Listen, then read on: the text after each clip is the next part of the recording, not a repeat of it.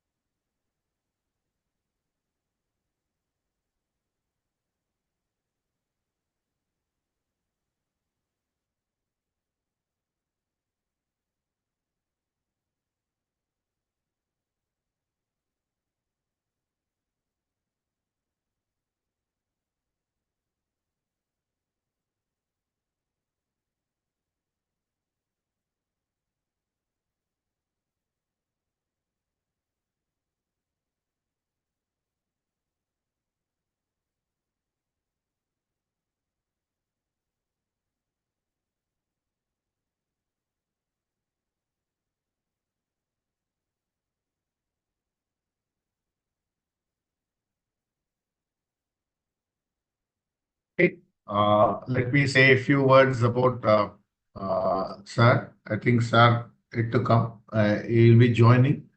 Um, Very good morning to all of you. I think you're in the very peak month. March is the closing, and all of you are in really. Hello, am I audible, Hello, sir? sir. Good morning, sir. Good morning. Good morning. Good morning. Am I audible to all? Yes, sir. Very clear. Everything clear. Yes, sir. Yes, sir. Okay, Yes, I sir. Yes, welcome sir. Dwarakanathan sir. I welcome Mr. Murali. I welcome Mr. Girimanikavasagam sir also, who took the fire class last two classes. And I really thank Dwarakanathan sir for giving us an opportunity for his address.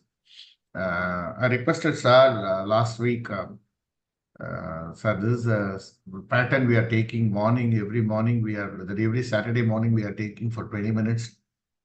25 minutes for agents and 20 minutes for development officer. He was really very happy to know that, and then he's readily accepted as soon as I told the subject, understand underwriting. It is, I personally feel that is a very huge, a very lengthy topic. Condensing it for 20 minutes it's impractical, but Sir has accepted and taken it. I told because the reason why we are doing this, we don't want to take development officers or agents time in the early morning. Saturday is a very important day. So early morning reason is the absorption, the attention is very more. And professional development officer and professional agents, they listen, attend meetings in early morning. And second is 20 minutes. Why the time limitation is that the listening capacity will be optimum when they are having the morning sessions. Sir appreciated that move, and then he has readily accepted. And a small brief, sir, or have you come, sir, or yet to come, Dwarakanathan, sir? 1 minute is there. Let me introduce. As soon as sir comes, let me introduce. Sanjeev, I'm back. You are back, sir. Welcome, Yeah. sir. Okay, sir.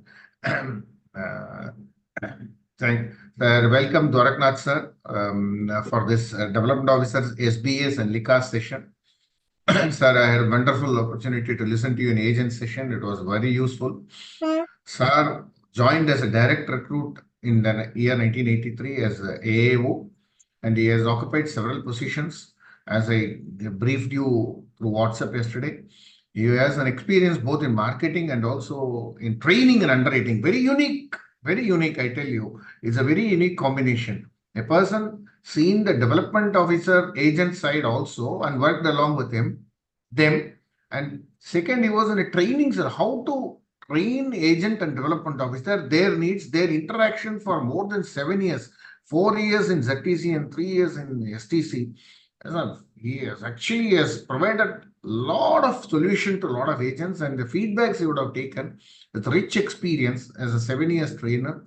And also he has given as a wonderful, what do you call, being a SDM, CUS secretary, underwriting and reinsurance for 3 years, and pan India he served.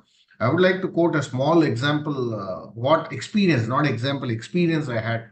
How an underwriter is understanding us when we present it properly. Most of our cases really they appreciate and accept it. Only thing, we have to understand underwriting what he requires. They are seeing only the proposal form. They are not seeing the customers. So one unique case, one of my agents brought 225 lakhs Jivan Shanti. The proposer normally father, son, or grandson or granddaughter, anything like that, husband and wife, father, son. But my agent who brought the proposal is mother-in-law, daughter-in-law. There is no provision in underwriting to give a policy under Jeevan Shanti for mother-in-law, daughter-in-law. The proposal has been brought. So this proposal has been referred. SR was in central office. I called sir for your guidance and help. He asked me several questions. Then he has requested, they have given, he has asked me to get an MHR from SDM sir. That time Bhaskaran sir was SDM. He have a video interview with the customer, mother-in-law, and he established there is a good relation between mother-in-law and daughter-in-law. He gave the proposal, recommendation, and has been accepted. The proposal was accepted in a unique way in central office. The beauty is next. In the next Jeevan Shanti revised circular, I am very happy to see the point which I have come across, or sir has given a special thing. He has implemented, even mother-in-law, father-in-law can be a proposer, joint proposer. So he has implemented. See, being in a what do you call it, in a position, they understand and implement. That is really great, sir. I can keep on talking about sir's knowledge and help, everything. I disturbed sir during 3 years. He was there for my proposal or everybody's proposal. Sir, I give the platform to you. Now this session is exclusive for development officer, SBS and LICAS, and you can be in English fully. Need not have a Tamil solonum. You can do it, sir. Please, sir, you can go ahead, sir. Thanks a lot. I once again invite you. Thanks a lot. Thanks you. Thank you. Yeah. Good morning, friends. Thanks to Sanjeevi for providing me this opportunity of interacting with you all. I'm Dwarakanathan, presently serving as Regional Manager IT in LIC Zonal Office in Chennai. The topic that is going to be discussed today is this: understand the underwriter. Before we understand the underwriter, I would like to place before you certain vital information which I would request you to ponder upon for a few moments and understand it. Subsequently, we'll go into the original topic. Now, these are certain situations which I want you to imagine. Though it is in your imagination, still it is a reality only. First thing is proposal form number 340 submitted for a non-earning major life. Proposal form number 340 submitted for a non-earning major life. Okay, this is one issue. The second is question number 4.2 of the proposal form. There are umpteen questions in the proposal form. Each one is justified in its own way. Still, certain questions assume significance. One such question is this question number 4.2 of the proposal form, which starts like this: have you been investigated, charge sheeted, etc., etc.? And this question, the answer column is left blank. Okay. The third thing is existing insurance. Now, the very underwriting concept, the pillars are SUC, sum under consideration, or the TRSA, total rated of sum assured. That is the basis on which any proposal is being accepted for full sum assured or a reduced sum assured or not considered at all. All these are basic factors. Now, that is why there is a big column called existing insurance, which is asked soliciting a lot of information. It starts from policy number, it starts from date of commencement, then goes on to plan and term, then the installment premium, FUP, whether in force, all these aspects. Now, the format in the proposal form might be small enough. Even probably at the 9-digit policy number also, you might not be able to write legibly. So we also suggested that you can give a separate annexure. Now, in that context, separate annexure, people what they do, they give an annexure, but it is handwritten. But it is handwritten, and some basic details are not given at all. Annexure is handwritten with sum assured not eligible, and all details as per format proposal is not given. The fourth one under consideration is under question 3. The option AD and DB writer is ticked. Now, effective from 2020 onwards, February 2020, when the new series, 900 series plans have come into force, now we had a different two types of accident benefit riders. One is an accident benefit rider, AB rider. The other is called an AD and DB rider. Lot of difference are there. Both have significant benefits, but still each has to be understood in a different way. The AB rider is available only for the premium paying term to give one information, whereas the ADDP rider is available for the entire policy term, even if premium paying term is less. In Jeevan Umang, it goes up to some 70 years also. Now, ADDP rider is slightly better if you want two benefits of accident, death, and disability benefit. Now, ADDP rider is strict, but there is also a column which asks you to give the sum proposed. Now, there it is left blank. Not the sum, basic sum assured. Basic sum assured is properly given. But what is the accident benefit sum proposed? There it is given blank. Contradictory responses to the question on PEP. Now, PEP is a politically exposed person.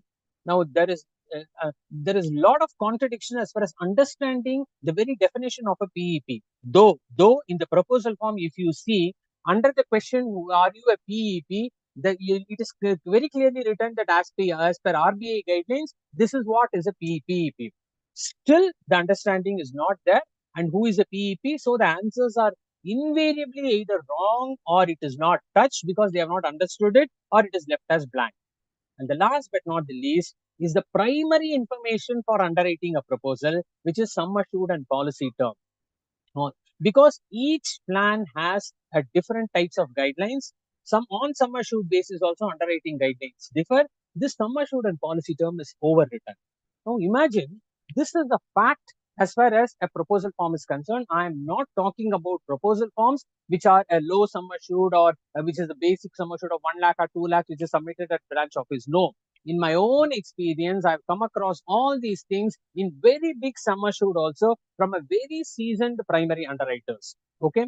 Now, what is the significance of all these things? Because the entire thing does not give the basic information that is required for an underwriter for acceptance of the risk.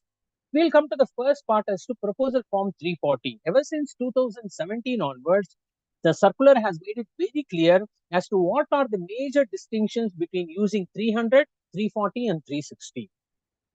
Now, 300 is used for all majors 18 and above on the date of the proposal. If the person is above 18 years, he or she can be a housewife or a non-earning major or a student funded by father, mother, whatever it may be. 18 years and above, as per our law, legally eligible for enacting a contract, 300 has to be used. So on the other side of the coin, anyone is a minor, 17 less than 18 years, 17 years, 11 months, 22 days. Any minor, you should use 360. Then 340 comes into the picture only in these four situations: HUF sponsored proposals, keyman insurance, partnership insurance, and employer-employee insurance, where the proposal is different and the life assured is different. So that means if a proposal form, wrong proposal form is submitted, which is the basis of our contract, which is the contract document which will stand the test of law, if the basic document itself is not given properly, what do you want the underwriter to do? The underwriter understands that this proposal form, lot of hard work has been put behind this proposal form. How many times the primary underwriter would have visited the customer, how long it would have taken to convince the customer, when he got the check, when he got the signature, when he got his medicals done, all these things. Now, if I'm standing by the contract document, what should an underwriter do? Simply reject it and send it back. It is not the underwriter's fault. Now, this is what you have to understand the underwriter. Have you been investigated and charge sheeted? We have never said LIC has never said that if you are investigated or charge sheeted, you will never get a policy in life. No, we didn't say so. We want to know the cause of that investigation, whether it has come to a logical conclusion. There are umpteen cases we have found that for flimsy charges, the prospect has been investigated or charge sheeted, or even which it can be a civil case or other case, whatever it may be. We want only information. Based on that information, we can take a decision. So there has been instances, even with people who have been investigated earlier and subsequently acquitted because it was a wrong investigation or wrongly convicted.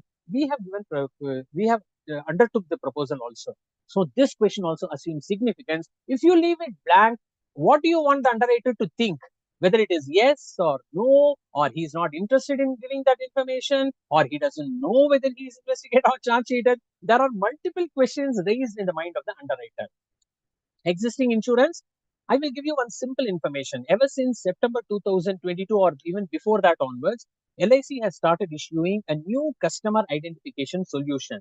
Now suggesting all of us have a customer ID now. If you are a policyholder in LIC, you have a customer ID, and all your policies, your previous policies, your matured policies, your surrendered policies, your existing policies, in-force policies, lapse policies, everything has an assigned the customer ID. And how do you find out this customer ID? No problem. Go to the branch office, give one policy number of the customer and his date of birth through CDW, Corporate Data Warehouse, which houses all the 39 crore policies and 19 crore policyholders information. It will generate the customer ID with the list of policies under that customer ID with all the information that is required as per this annexure. Policy number, date of commencement, plan and term, sum assured, premium, in-force, FUP, all these things. Give one policy number and date of birth of that customer. You will get the entire list. So it's not difficult actually to get information. And more so, if you are getting information from the customer himself, ensure that the information as called for as per the format in the proposal is filled accordingly. No, it should, even if it is handwritten, I am happy as long as it is legible and all the necessary information are given correctly. Because on this basis only, the underwriter can decide the level of sum assured, full sum assured acceptance, half sum assured acceptance, reduce the sum assured acceptance. All these are based on this only. And AD and DB rider, we all know right from immemorial, previously it was 50 lakhs, subsequently it was changed to 1 crore. The maximum accident benefit rider benefit that can be taken is 1 crore under a single life. You can take basic sum assured as much as possible, and sky is the limit. You subject to your health requirements and financial submission. Whereas accident benefit sum assured is restricted to 1 crore. And also, even if you prefer a sum assured of 1 crore, it is not absolutely compulsory that you should also have an accident benefit of 1 crore. You can have zero accident benefit, or you can have 10 lakhs, 20 lakhs, 50 lakhs, but that has to be declared by the customer. If it is left blank and only the option is ticked, what do you want the underwriter to do? Should the underwriter write the sum assured on his own, or calculate the balance sum assured and keep it, or check whether the premium deposit that has been paid is inclusive of AD and DB rider? No. So you have to necessarily fill it. Otherwise, the underwriter is clueless. This is the single most word I can use. He or she is clueless as to what to do in that situation. Contradictory responses to the question on PEP. Who is a PEP? As per RBI guidelines. As a matter of fact, if you think anyone who is politically exposed person, anyone who is involved in politics is a politically exposed person, then you and I are also a politically exposed person, because in one way or the other, in a limited fashion or in a subsequently enhanced fashion, we are linked to politics. We vote. We have an affinity towards a particular party. We might even attend some political meetings just as an onlooker or a bystander. So that means we are not politically exposed person. As per RBI guidelines, a politically exposed person is a person who is holding a prominent position in a foreign country. You go, after this class is over, take a form number 300 and look into this question. At the bottom itself, this description is given, or go to RBI's website or Google it. Actually, it will clearly define you who is a politically exposed person. Now, what happens? There are three places in which this question is asked. One is the proposal form, which has to be signed or written by the proposer. The second is the ACR, and third could be a special MHR or an MHR given by MM or SDM. One writes yes, one writes no, the other writes yes. Then what should be construed? What the underwriter should decide? Because two S's is there, should we go for an S? Or two no is there, you should go for a no. These are predicaments literally for an underwriter. Yeah, I'm not talking about high sum assured cases. I'm not talking about higher office referred cases. I'm talking about any basic proposal form under any plan or any sum assured and any term. Last but not the least, the sum assured and policy term is overwritten. 2 crore 5 lakhs, 2 crore 1 lakh, 2 crore 3 lakhs. How difficult it is actually. I mean, it's an eyesore. It's an eyesore when the information that is required in the proposal form, very important information, that itself is not properly written. Now, imagine this situation. You step into the underwriter's shoes, then you will understand if this sort of an information is available in the proposal form, what has to be done. There are no guidelines given. Only orally we have given, because we don't even expect that a wrong proposal form will be submitted. We don't even expect that. We have written clearly in the proposal form, all columns has to be filled. No dash, blank, it should not be given. So that means if it is blank or dash is given, we have not given any guidelines to the underwriter as to what to do about it. He expects the proposal form to be filled in full. So this is how a proposal is, an underwriter is seen. Now I will clearly explain to you what exactly is an underwriter, some myths about the underwriter. The underwriter is not angry, but he is confused. Why he is confused? He doesn't know whether to give ADDP rider or not. He doesn't know whether this person is a PEP or not. He doesn't know what exactly is the sum assured he wants. He does not know whether this guy is already having a lot of previous proposals or this is his first proposal. So he does not know whether he is a PEP or not. So he is confused because he doesn't have any guidelines. So if you have to understand the underwriter, you understand that he will be confused. It is your duty to prevent that confusion, because you are the primary underwriter. You have all the information with you, and you have to prevent the confusion by giving the proper information. Underwriter does not find faults. He looks for the right answers. We are not suggesting that we want a very clean proposal. All no's, one good, one yes. No, we are not expecting that. We never said that. But he's looking for the right answers. We want answers in everything, and that answers, right answers in the sense, the correct answers from pertaining to that particular question. Then it becomes very easy, because there are certain guidelines for that. An underwriter has an overall picture, a holistic approach. If you recall that word, he can have a holistic approach towards that proposal. Underwriting is not rejecting proposals, he is preventing adverse selection of lives. As much a responsibility the primary underwriter in the field has towards selection of lives, equal to that, if not more, equal to that, the NB underwriter at the branch office or at the LIC office has that responsibility of preventing adverse selection of lives. See, if you ask me, if you ask any field force, if you ask anyone, if you ask how long should the prospect survive, we will say he should survive for the entire term, because it is beneficial to all. I'm not suggesting we don't want death claims. I'm not suggesting death claim is an unpredictable thing, but selection of lives should not be adverse. So that is why he is not rejecting proposals. He is only preventing a adverse selection of life. That is the biggest understanding we should have about the underwriter. Underwriter is not raising unnecessary requirements. See, point is there are certain mandatory requirements. For example, in term assurance plan, we all very much know that ITRs is a must. Yes, ITRs provides you the income, everything. But for term assurance plan, computation of income is a must.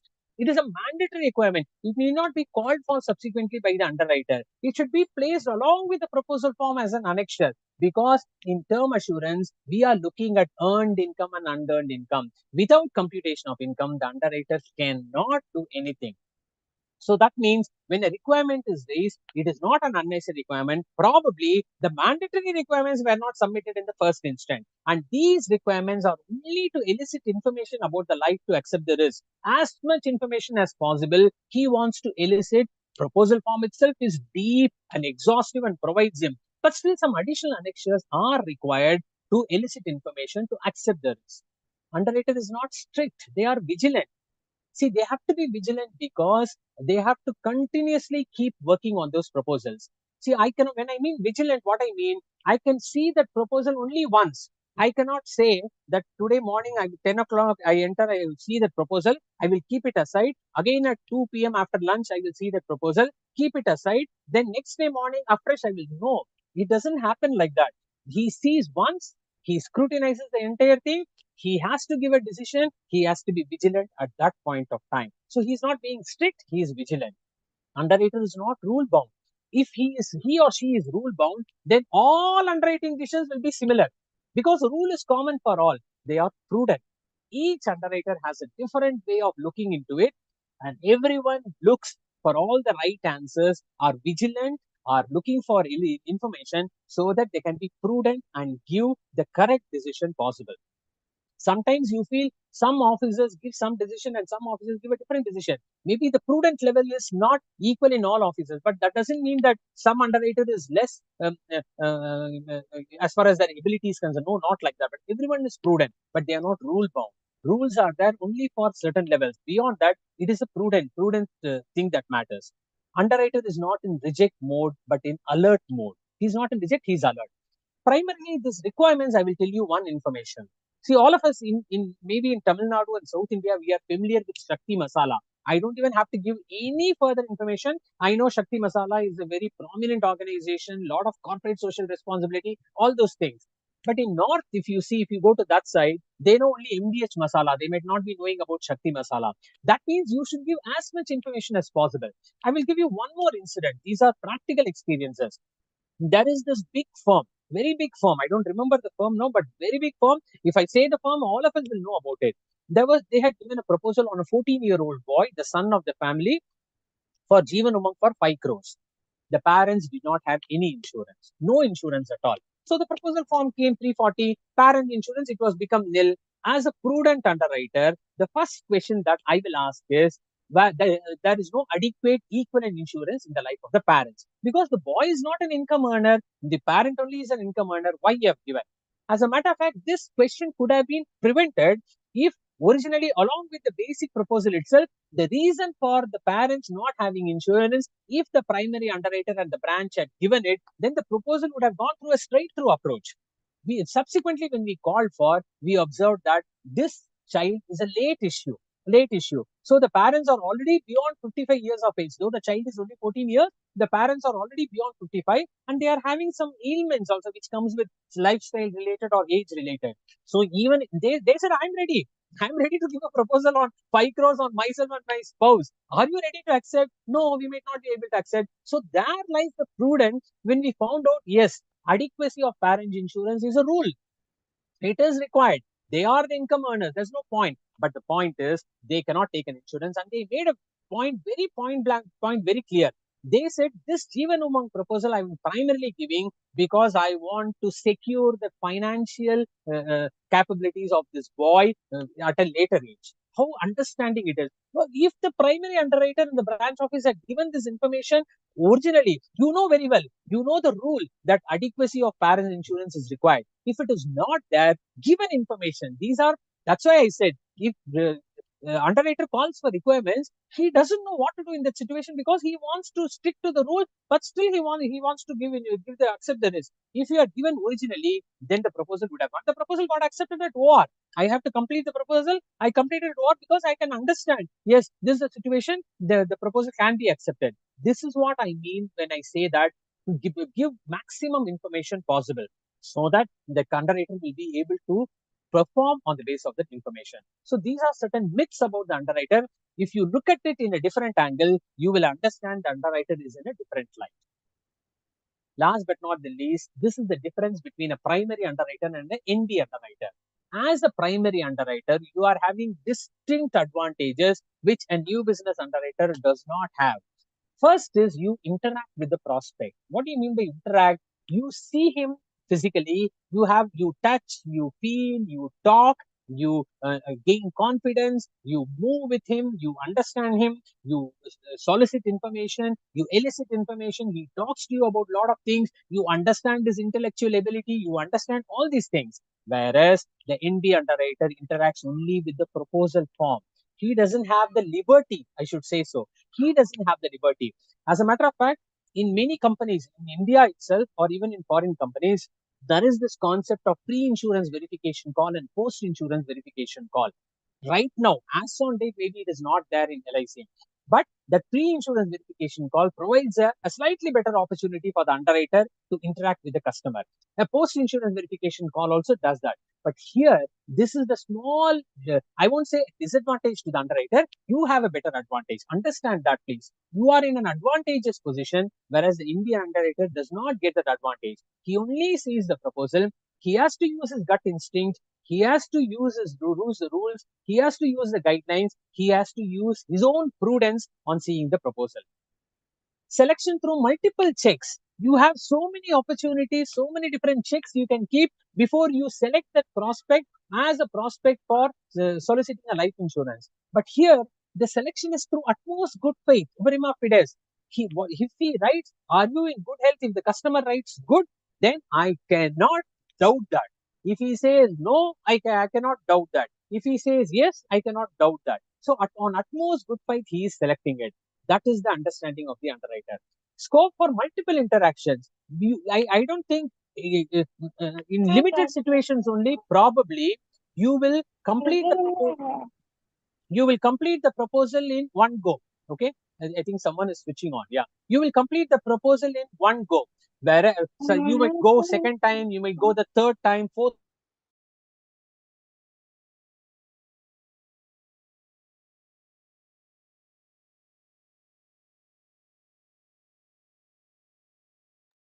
Yeah, now I am unmuted it. So you have scope for multiple interactions, whereas the underwriter does not have that scope. As I said before, he cannot see the proposals first, second, third, fourth, 5 times, 6 times, 10 times. I cannot say as an underwriter, if the sum assured is 10 crores, I will see the proposal for 10 different times and then only I will underwrite. That liberty is not there with the underwriter.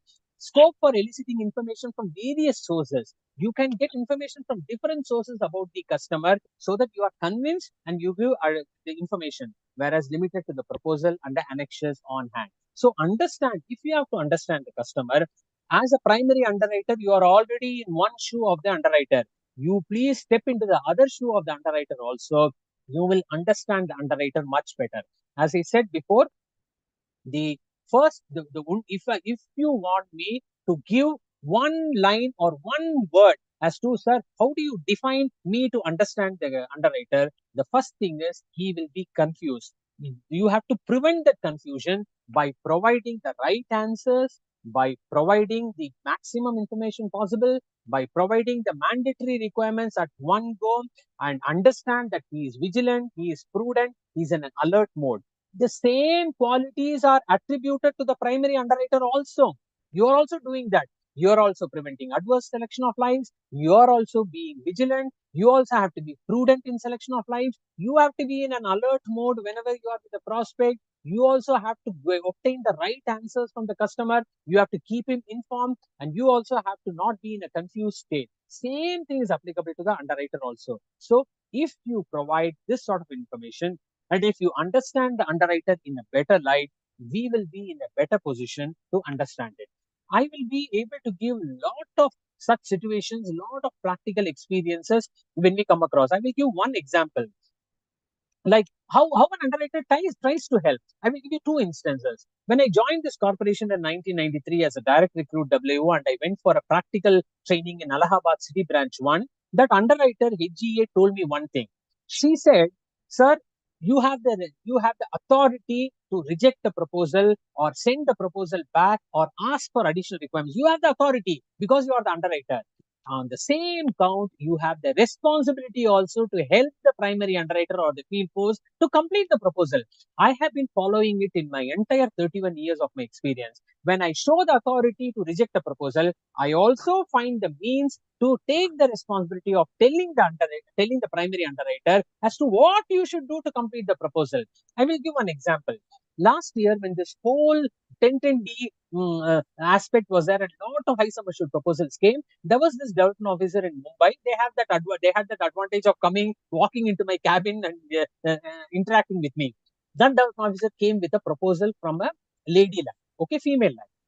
Now the female life, everything is okay, but there was no scope to find out the income adequacy from the husband or the father-in-law or the business. Everything is there, but there was nothing to say that the lady life, female life, was actively involved in the business.